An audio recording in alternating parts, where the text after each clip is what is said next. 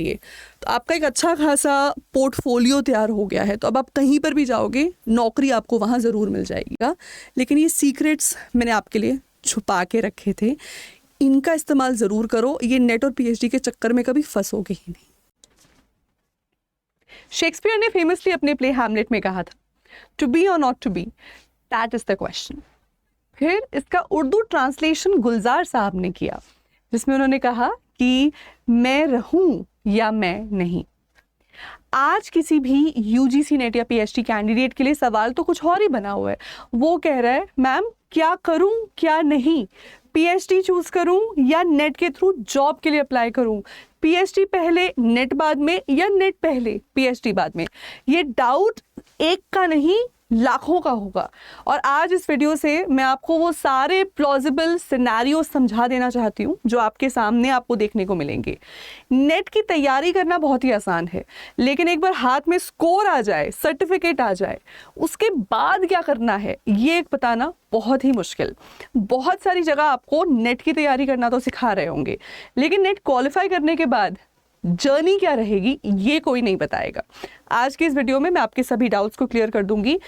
ये वीडियो मैं बना रही हूँ एक पॉपुलर डिमांड पर, ये देखते हुए कि जितने भी कैंडिडेट्स नेट की तैयारी करने उतरते हैं उनका नंबर 1 क्वेश्चन क्या रहता है। और नंबर 1 क्वेश्चन आज की तारीख में यही निकल के आया है कि पीएचडी या नेट, पीएचडी वर्सेस नेट। आइए आज की वीडियो में समझते हैं क्या है दोनों में डिफरेंस। दोनों ही आपको चीज़ें एलिजिबिलिटी मिल रही हैं नेट का एग्ज़ाम को देकर। आप एक बार नेट का एग्ज़ाम देंगे, आपको वहाँ से 1 साल की वैलिडिटी वाला पीएचडी का स्कोर भी मिल सकता है, वहाँ से आपको लाइफ टाइम वैलिडिटी वाला नेट का सर्टिफिकेट भी मिल सकता है।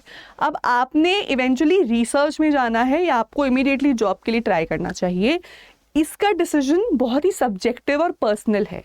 और इस डिसीजन को बनाने के लिए कभी कभी होता है कि हम एक डिसीजन बना नहीं पाते या हम राइट और रॉन्ग के बीच में डिफ्रेंशिएट नहीं कर पाते। ऐसे में ज़रूरी है कि कोई आपको एक रास्ता दिखा दे डिसीजन मेकिंग करने के लिए। तो डिसीजन मेकिंग करने के लिए मैं चाहूँगी आप अपनी ज़िंदगी से 10-15 मिनट निकाल कर इन 3-4 सवालों का जवाब दें, खुद को दें। इनफैक्ट इसको पेपर पे लिख लें ताकि आपका पॉइंट और एजेंडा हमेशा क्लियर रहे। तो question number 1, what is your priority in life? You have to imagine yourself 2 years, 3 years down the line. आप अपने आप को क्या करता देख रहे हो और क्या वो विजन आपको कंफर्ट प्रोवाइड करती है या नहीं? क्या आप अपने आप को एक जॉब में देख रहे हो जहाँ पर आपके पास एक फाइनेंशियल स्टेबिलिटी है, जहाँ पर आप ऑलरेडी अपनी लाइफ में एक सेटल पोजीशन पे हो, या आपको ज़्यादा सेटल फील होता है रिसर्च के एनवायरनमेंट में? आप अपने आप को एक यूनिवर्सिटी या कॉलेज के माहौल में देख रहे हो, एक लेबॉरेटरी में देख रहे हो, आपके पास एक स्टेबल गवर्नमेंट स्टाइपेंड आ रहा है। तो कौन सा सिनेरियो आपको बेटर कंफर्ट प्रोवाइड कर रहा है, ये आपको खुद देखना है विजन अपनी लाइफ का आगे के लिए। जो विजन ज़्यादा कंफर्टिंग रहेगा, try to go with that. उसके बाद नेक्स्ट क्वेश्चन यहाँ पर आता है financial condition. Financial condition is very important. बहुत सारे ऐसे लोग हैं जो इमीडिएट बेसिस पर ज़्यादा पैसा कमाना चाहते हैं बिकॉज उनकी फैमिली की सिचुएशन एज सच है। तो अगर आपको अपने पेरेंट्स को इवेंचुअली सपोर्ट करना है, अपनी वाइफ को सपोर्ट करना है, अपने बच्चों को सपोर्ट करना है, अपने हस्बैंड को सपोर्ट करना है, या एक स्टेबल इनकम की तरफ जल्दी से जल्दी पहुंचना है, इन दैट केस रिसर्च का रास्ता आपका प्रोसेस थोड़ा डिले कर देगा। इन दैट केस आपको जॉब को प्रायोरिटी देनी चाहिए, क्योंकि पीएचडी जॉब सिक्योर करने के बाद भी हो सकती है। लेकिन पीएचडी चाहे कितनी भी लंबी लग जाए, जॉब उसके बाद मिलेगी या नहीं मिलेगी इसकी कोई गारंटी नहीं है। तो जब भी जॉब का फिर अपॉर्चुनिटी मिले, आपको जल्द से जल्द जॉब को चूज करना है। अगर जॉब की ऐसी कोई मारामारी नहीं है, इन दैट केस जॉब में घुसने से पहले अपनी एलिजिबिलिटीज को पूरा कर लेना एक स्मार्ट डिसीजन रहेगा। नेक्स्ट पॉइंट रहेगा फाइनेंशियल कंडीशन के बाद योर टाइमलाइन। ये मैटर स्पेशली लड़कियों के लिए बहुत ही रेलेवेंट हो जाता है। जितनी भी लड़कियां हैं, स्पेशली जो अनमैरिड हैं, अगर वो मेरी वीडियो देख रही हैं, आई एम श्योर आप सब मेरे इस वाक्य से वाकिफ रखेंगी, जहाँ मैं ये कह रही हूँ कि घर पे शादी का कभी कभी इतना प्रेशर होता है, या बायोलॉजिकल क्लॉक टिक कर रहा है, इसका इतना प्रेशर है कि इस सर्टेन एज से पहले ना करियर बनाना लड़कियों के लिए खासकर बहुत ज़रूरी हो जाता है। ऐसे में कोई भी लड़की एक जॉब को चूज़ करे या रिसर्च को चूज़ करे, ये सवाल बहुत रेलेवेंट हो जाता है।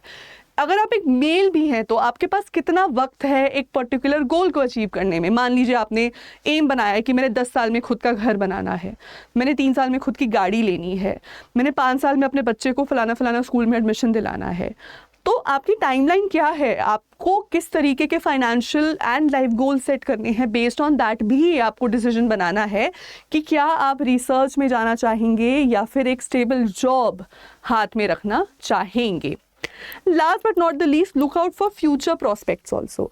कुछ ऐसे सब्जेक्ट्स हैं जहाँ पर आप पीएचडी के साथ साथ और कुछ कर सकते हो। ऑन दी अदर हैंड कुछ ऐसे साइंस बेस्ड सब्जेक्ट्स हैं, टेक्निकल सब्जेक्ट्स हैं, जिनकी रिसर्च ही इतनी इमर्सिव हो जाती है, इतनी इंटेंस हो जाती है कि उसके साथ कुछ और किया नहीं जा सकता। तो ये भी समझ लीजिए कि आप अगर अपने सब्जेक्ट में आगे रिसर्च में एंट्री करते हैं तो आपको वो कितना इमर्सिव एक्सपीरियंस रहेगा, वो आपके लिए वो कितना इंटेंसिव एक्सपीरियंस रहेगा। ये सब सिनेरियोज को आपको अपने माइंड में रखना है एंड बेस्ड ऑन दैट फिर आप डिसाइड कर सकते हैं कि आपको पीएचडी करनी है या नेट लेना है। एनी हाउ, मैं आपको दोनों सिनेरियोज प्रैक्टिकली समझा देना चाहती हूँ कि क्या क्या रहेंगे। अगर मान लीजिए वो 4 क्वेश्चंस को आंसर करके आपको लगता है कि नहीं मुझे जॉब फर्स्ट करनी है, तो उसमें आपकी लाइफ की ट्रैजेक्टरी कुछ इस तरीके से रहेगी कि पहले तो आप अपनी +2 करके 3 साल की बैचलर्स करेंगे, उसके बाद आप अपनी मास्टर्स करेंगे जो 2 साल की रहेगी, इसके बाद आप अपने नेट या सेट की तैयारी करेंगे। कोशिश करें कि बैचलर्स और मास्टर्स में सब्जेक्ट वही हो जिसमें नेट क्वालिफाई करना है, बिकॉज फिर नेट क्वालिफाई करना ईजी रह जाता है। बैकग्राउंड वाला बच्चा 3 महीने में भी नेट कर सकता है, एवरेज बच्चा 6 महीने में नेट की तैयारी करता है, ज़्यादा से ज़्यादा आपको 1 साल लगना चाहिए जहाँ पर एक ट्रायल अटेम्प्ट और एक मेन अटेम्प्ट होगा। सो मैं यहाँ पर अप्रॉक्सीमेटली 3 मंथ्स to 1 ईयर का पीरियड मान के चल रही हूँ। उसके बाद आप अपने असिस्टेंट प्रोफेसर की एंट्रेंस एग्जाम देंगे। वैसे तो अगर इतना टाइम आपने एक सब्जेक्ट को दे दिया है तो एपी एग्जाम के एंट्रेंस के लिए कोई अलग तैयारी नहीं करनी पड़ती, फिर भी हम मान के चल रहे हैं मोटा मोटा 3 से 6 महीने का वक्त लगेगा आपको एपी एग्जाम्स की तैयारी करने के लिए, एग्जाम में अपीयर करने के लिए, इंटरव्यू तक पहुंचने के लिए। इस पूरे प्रोसेस से गुजरते गुजरते अगर आपका सब बिल्कुल ऑन टाइम भी चल रहा है तो 23-24 साल की उम्र में आप जॉब में एंट्री ले लेंगे। जॉब में एंट्री लेने के बाद हर स्टेट में एक प्रोबेशन का पीरियड रहता है, जनरली 2 इयर्स का पीरियड रहता है। तो 2 इयर्स का ये आप अपना पीरियड पूरा करके प्रोबेशन का अपना असिस्टेंट प्रोफेसरशिप का एक टाइम ख़त्म करिए और उसके बाद at some point in your life you can decide to go for a PhD, because UGC के नए रेगुलेशंस के अकॉर्डिंग भी अगर आप एक इंटरनल प्रमोशन चाह रहे हैं from the position of an assistant professor to an associate professor, you will still require a PhD. PhD will be compulsory. लेकिन यह है कि पहले आप 23-24 साल की उम्र में नौकरी पे लग गए हो, अब बाद में करेंगे हम जो भी करेंगे। ये तो हो गया एक सिनेरियो। दूसरा सिनेरियो है रिसर्च फर्स्ट, पीएचडी फर्स्ट। यहाँ पर आपकी लाइफ कुछ इस तरीके से रहेगी कि बैचलर्स में आपने 3 साल दिए, मास्टर्स में आपने 3 साल दिए। अगर आपकी बैचलर्स 4 साल की है, मान लीजिए आपने बीए प्लस बीएड का एक इंटीग्रेटेड प्रोग्राम किया है या आपने बीटेक किया है, इन दैट केस 4 साल की बैचलर्स के बाद आप डायरेक्टली नेट के एग्जाम में अपीयर कर सकते हैं। पीएचडी का स्कोर लेके डायरेक्टली पीएचडी में एनरोल कर सकते हैं। 2 साल का मास्टर्स करने की ज़रूरत नहीं है। लेकिन अगर हम ह्यूमैनिटीज़ के सब्जेक्ट्स को देख रहे हैं तो मेजॉरिटी आज भी हम सिंगुलरली यही पैटर्न फॉलो करते हैं कि 3 इयर्स की बैचलर्स प्लस 2 इयर्स की मास्टर्स। इसके बाद सेम आपको यहीं पे जैसे हमने किया कि आप नेट की जब तैयारी करते हैं तो नेट में आपको स्कोर हायर चाहिए, तो 3 महीने से 1 साल का वक्त लग सकता है। अगर आप नेट का एग्जाम देके पीएचडी का स्कोर चाहते हैं तो उतनी तैयारी नहीं लगेगी, बिकॉज मार्क्स कम हो जाते हैं। एग्जाम्पल के तौर पे पिछले बार का मैं आपको एक कट ऑफ का एनालिसिस समझा देती हूँ। इंग्लिश के सब्जेक्ट में जहाँ नेट 60% पे खुल रहा था, मतलब आउट ऑफ 300 आपको 180 मार्क्स चाहिए थे नेट के लिए और 210 मार्क्स चाहिए थे जेआरएफ के लिए, वहीं 120 स्कोर वाले का भी पीएचडी में एडमिशन हो रहा था।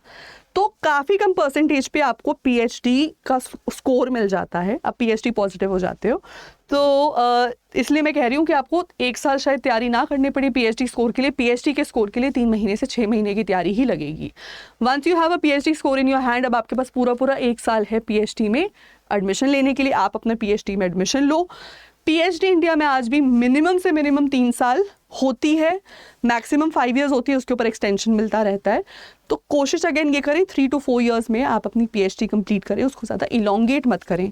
उसका रीज़न ये है कि गवर्नमेंट स्टाइपेंड को हम गवर्नमेंट जॉब पे से कंपेयर नहीं कर सकते, स्पेशली अब जब हम कह रहे हैं कि 8th पे कमीशन लागू होने वाला है, तो काफ़ी हाइटेंड आपको पे स्केल बन जाएगा, आपका बेसिक पे स्केल भी बढ़ेगा, उस पर TADA भी बढ़ जाएगा, उसके ऊपर HRA भी बढ़ जाएगा, तो काफ़ी बेनिफिट। और स्पेशली गवर्नमेंट लेक्चरर्स ऑलरेडी पे ग्रेड 10 पे होते हैं, तो अगर आप ऑलरेडी इतने हाई पे स्केल पे जहाँ पर हैं, तो आप सोचें 8th पे कमीशन में कितना हाइक मिलेगा।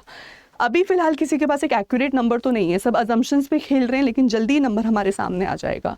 तो कितना भी पीएचडी का स्टाइपेंड कितना भी हाई कर दो, वो डेफिनेटली असिस्टेंट प्रोफेसर के पे स्केल को मैच तो नहीं कर पाएगा। तो जितनी जल्दी आप अपनी पीएचडी को मुकम्मल कर लें, उतना आपके लिए बेहतर रहेगा। अब आपके पास पूरी एलिजिबिलिटी है, आपके पास पीएचडी डन है, इस बीच में आप नेट के अटेम्प्ट देते रहो। आई एम श्योर इस 3-5 साल के पीरियड में नेट तो आप निकाल ही लेंगे। अब आपके पास पूरी एलिजिबिलिटी है, मास्टर्स भी हो गई, पीएचडी भी हो गई, नेट भी हो गया। अब आप तो जहाँ पे भी जाएंगे आपकी एलिजिबिलिटी पूरी रहेगी, आपकी रिसर्च वर्क पूरा रहेगा, जॉब आपको अब मिल ही जाएगी। लेकिन यहाँ पर मैंने एवरेज कैंडिडेट जो जॉब लेता देखा है वो 28 to 32 के ब्रैकेट में देखा है। मतलब जो पीएचडी के रास्ते घुस जाता है वो 28-29 की उम्र तक फ्री होता है अपने पीएचडी के प्रोसेस से। और फिर अगर आप कल को शादी भी करना चाहते हैं, आप फैमिली प्लानिंग भी कर रहे हैं, वो सब 30+ में चला जाएगा। इस बात को थोड़ा सा कंसिडर करके चलना। तो ये दो लाइफ सिनेरियोज हैं जो आपके पास रहेंगे नेट और पीएचडी के कंसिडरेशन में। अब इसके कुछ ऑल्टरनेटिव्स मैं आपको समझा देती हूँ जो मैक्सिमम लोग आपको नहीं बताएंगे, बिकॉज खैर मैं खुद उस फैमिली बैकग्राउंड से आती हूँ और मैं खुद एक गवर्नमेंट एडेड कॉलेज में पढ़ा के आई हूँ। तो कुछ ऐसे लूप होल्स हैं जिनका बेनिफिट उठा सकते हो। गवर्नमेंट शायद चाहती नहीं आपको ये बातें पता लगे, क्योंकि फिर ज़्यादा से ज़्यादा लोग इस चीज़ के लिए तैयारी करेंगे, अपीयर करेंगे। तो ये मैं थोड़ा आपको समझा देती हूँ। एक बहुत ही अच्छा बेनिफिट आपके पास है यहाँ पर, that is to get a government job and then government के पैसे पे आप रिसर्च करो। और ये बहुत ही कमाल का ऑफर है आपके पास।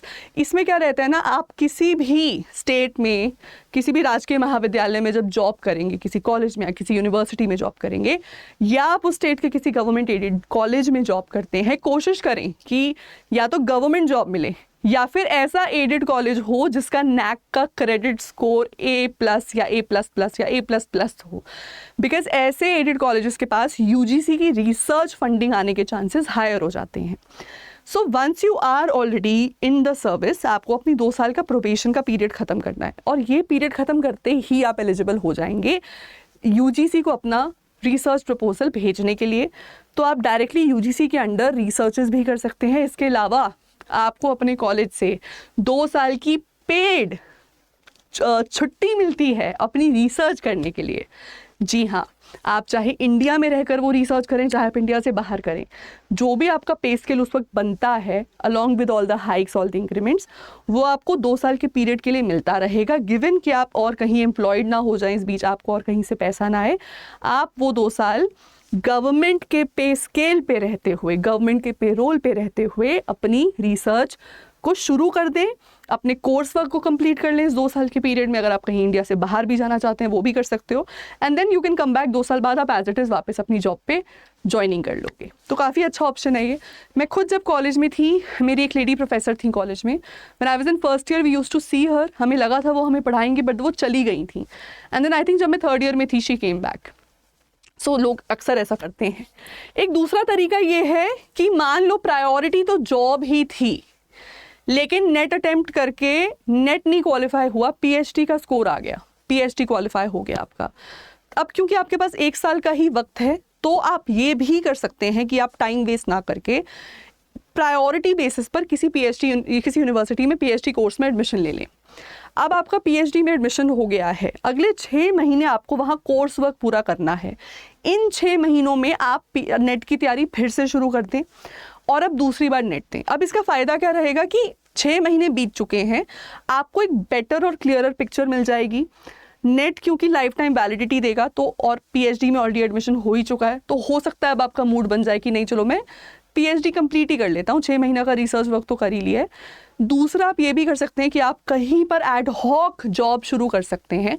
उसका बेनिफिट आपको ये रहता है कि पीएचडी में एडमिशन आपका हो गया है, आपका पीएचडी में एडमिशन हो गया, एड हॉक बेसिस पे आपने ज्वाइन कर लिया, तो आपका वर्क एक्सपीरियंस यहाँ पर बनना शुरू हो गया है, नेट आपका क्वालिफाइड है, जितनी भी एलिजिबिलिटीज़ बनती हैं एक अच्छी यूनिवर्सिटी में जाने के लिए, तो आपका एक अच्छा खासा पोर्टफोलियो तैयार हो गया है। तो अब आप कहीं पर भी जाओगे नौकरी आपको वहाँ ज़रूर मिल जाएगी। ठीक है, तो ये दो वो लूप होल्स हैं जो आपको कोई नहीं बताएगा। बस इतना ही आप सबको बताना था। Thank you so much everybody मेरे साथ इस सेशन में जुड़ने के लिए। व्यूज़ कैसे लगे, ऑप्शंस कैसे लगे, मुझे वीडियो के नीचे कमेंट करके ज़रूर बताना। आपके पास भी कोई और सजेशन आपको भी लगता है नहीं मैम एक तीसरा रास्ता ये भी ले सकते हैं, तो वो भी मुझे ज़रूर बताना। मैं ज़रूर उसको इनकॉर्पोरेट करूँगी अपने सेशंस में, अपनी बातों में, ताकि अगेन आपके ऑप्शन से ज़्यादा लोगों को बेनिफिट मिल सके। खैर, इतनी सारी बातें करने के बाद एक बात तो क्लियर है कि कोई भी ऐसा कैंडिडेट जो आज की तारीख में असिस्टेंट प्रोफेसर बनना चाहता है या रिसर्च में एंटर करना चाहता है, ऐसे कैंडिडेट के लिए 6 मंथ्स टू 2 इयर्स का एक पीरियड है जिसमें उसको अपनी तैयारी को कंप्लीट करना है। इस पीरियड में वो अपनी एलिजिबिलिटीज़ भी पूरी कर रहा है, अपनी तैयारियां भी कर रहा है। आइडियल केस है कि मास्टर्स फर्स्ट ईयर से तैयारी शुरू कर दो, वो 2 साल का पीरियड लेके चलो जिसमें आप अपना नेट भी क्वालिफाई करोगे, हो सकता है आपको पीएचडी का स्कोर भी मिल जाए, कुछ भी हो सकता है, कुछ भी सिनेरियो बन सकता है, कुछ भी। अब आगे क्या होगा वो उसके बाद ही पता चलेगा, बट ये 2 साल का पीरियड आपके लिए बहुत ही क्रूशियल रहेगा।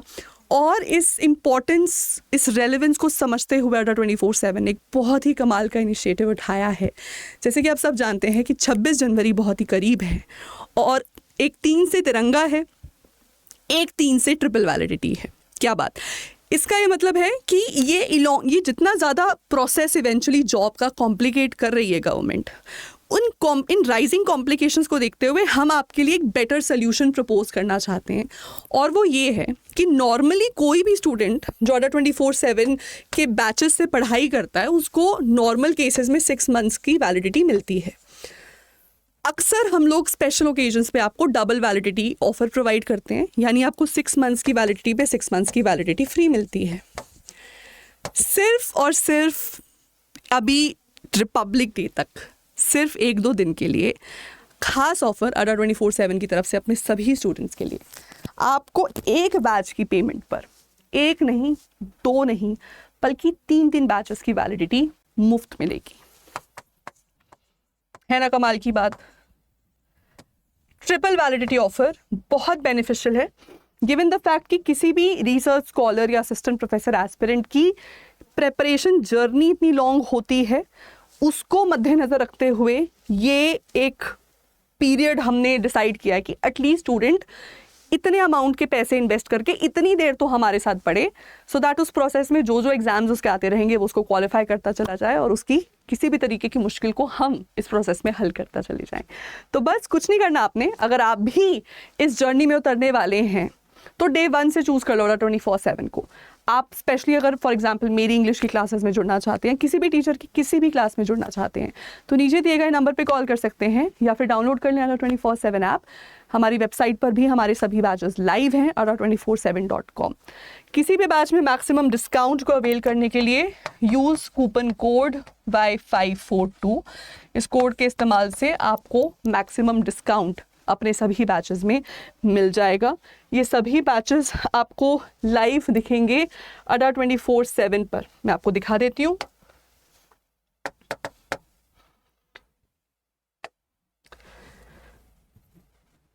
ये सभी बैचेस अड्डा 24/7 पर आपको लाइव दिख रहे हैं। You simply have to go to the website or the web page or the application. You can select your exam category, that is UGC. हमारे न्यू मेगा पैक्स में जाइए जो ट्रिपल वैलिडिटी प्रोवाइड करेंगे। This is for example my English का batch. Click on buy now, enter your coupon code that I have provided you which is Y542। Code को apply करते ही maximum से maximum discount batch को मिल जाएगा, plus आपको वैलिडिटी मिल जाएगी। ये 12 मंथ्स की वैलिडिटी वाला बैच है। इसको ही हम 18 मंथ्स का बना सकते हैं। आपको चूज कर लेना है, बस अपनी वैलिडिटी चूज कर लेना, लाइक दिस इज 18 मंथ्स की वैलिडिटी, चूज दिस, ठीक है। सेम डिस्काउंट कूपन कोड लगेगा Y542 एंड आपको ये बैच अगेन 18 मंथ्स की वैलिडिटी के लिए मिल जाएगा, है ना। Great offer. तो बस यही करना है। अब आपने डिसाइड कर लो आज और अभी कि करना क्या है, फिर चाहे एक रास्ते जाओ या दूसरे रास्ते। 1 से 2 साल आपको अपनी ज़िंदगी का निकालना पड़ेगा अपनी आने वाली लाइफ की पूरी ट्रैजेक्टरी को सेट करने के लिए, और इसमें ना 24/7 आपके साथ रहना चाहता है। All the very best my dearest learners. मिलती हूँ आपसे अगले सेशन में, तब तक जुड़े रहिए हमारे साथ, चैनल को सब्सक्राइब करके रखिए। Thank you.